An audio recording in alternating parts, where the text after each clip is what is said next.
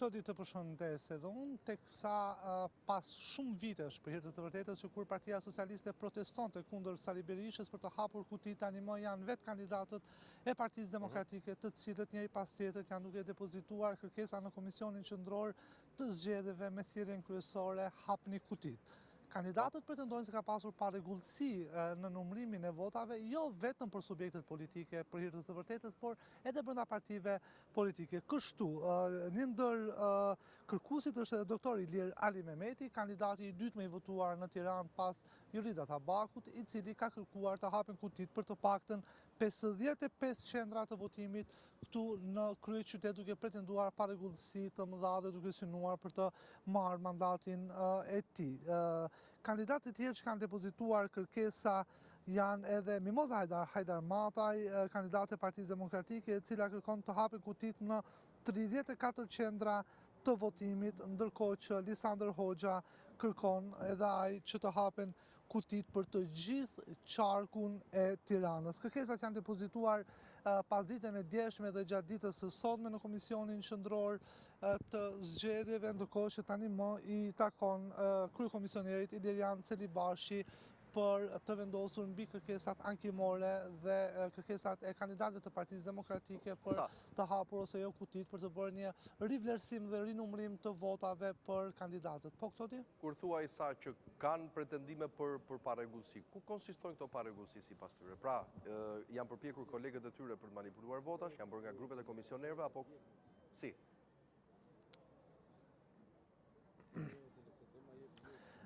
Klodi, tani më sipas vetë kandidatëve, pra kandidatët fillimisht kanë marrë të gjitha proces verbale dhe pamjet filmike të numërimit të votave nga KZAZ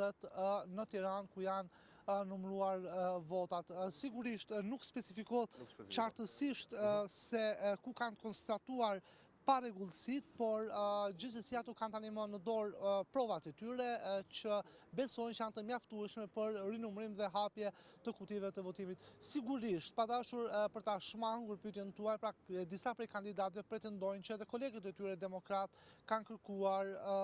të hapen kutit e votimit, pra për shkak se kolegët e tyre disa prej votave mund të kenë shkuar në favor të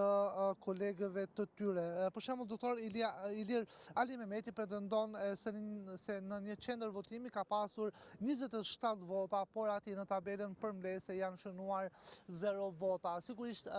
pra këto vota vinë si rezultat i vëzhguesve të tij që kanë qenë prezent, por edhe për shkak të tërheqjes së pamjeve filmike, ku pra i gjithë procesi tani më është i dokumentuar me pamje filmike nga Komisioni Qendror i Zgjedhjeve dhe sipas kodit zgjedhor çdo kandidat ka të drejtë për të marrë pamjet filmike, për t'i analizuar ato dhe sigurisht mbi këto pamje filmike dhe mbi tabelat përmbledhëse të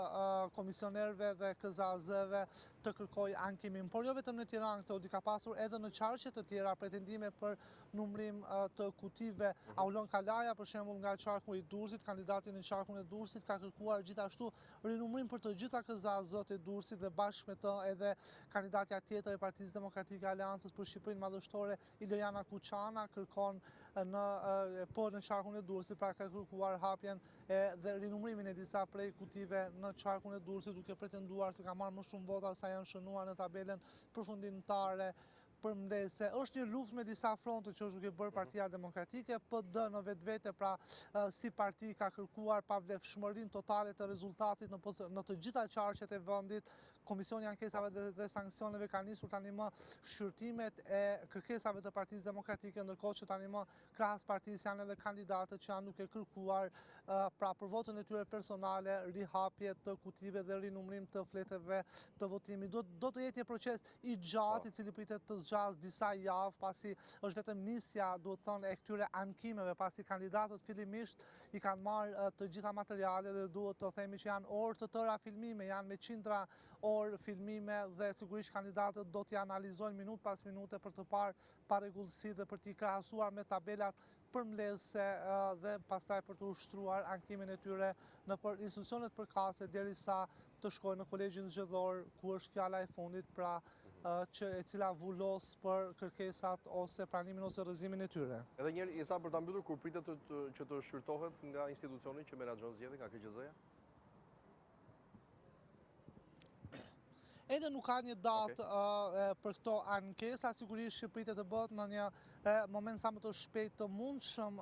kërkesa dhe të shqyrtohen nga komisioni, fillimisht nga komisioneri shtetëror i zgjedhjeve dhe më pas nga komisioni i ankesave dhe sanksioneve kasi, pra dhe më pas sigurisht që i kalon kolegjit zgjedhor, pra nëse kandidati është i pakënaqur me vendimet e komisionerit shtetëror dhe kas. Mirisa, faleminderit për detajt që përcollën në studio rreth zhvillimi politik brenda Partisë Demokratike më së shumtit, teksa duhet thënë fakt që pati edhe